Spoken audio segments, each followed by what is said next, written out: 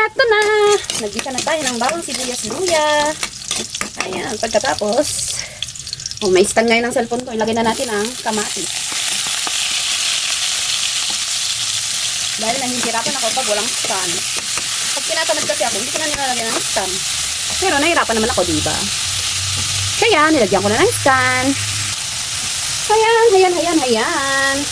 Huwag na natin masyadong alamin yung kamatis dahil madudurog pa yan. Lagyan na natin ang ating tahong. Pambansang tahong. Pambansang tahong. Ayan. Ito ang aling ulam. Tahong.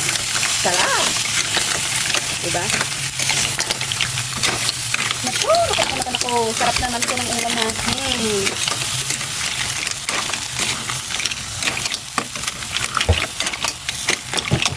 Ayan.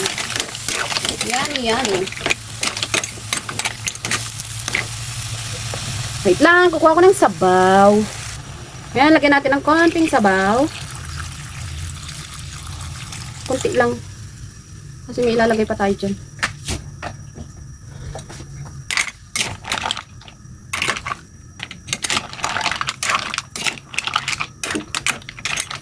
Lagay na rin natin itong siling haba.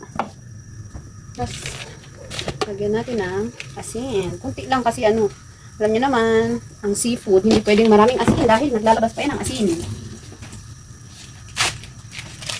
Pag galing dagat, may alat na. Ayan o.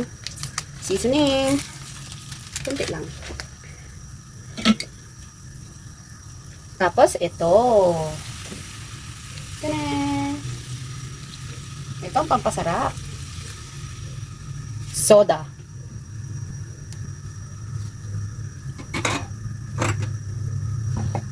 Haluin natin. Haluin na lang natin ito. And then, tikman at baka okay na. Pamintang durog.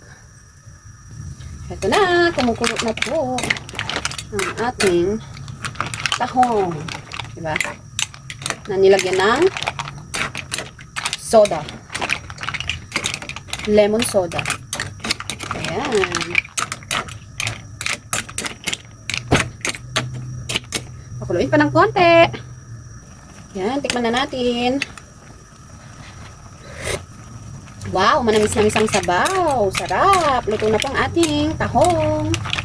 Huwag nating masyadong masobrahan ng pagpapakulo dahil liliit po yung kanyang laman. Ayan o, di ba ang lalaki? Liliit yan pag nasobrahan po ng pakulo, mga kaibigan. Dapat po, yung sakto lang. Para malalaki pa rin ang laman. O, tignan nyo po. Diba, lalaki? Ayan, maraming salamat sa panonood.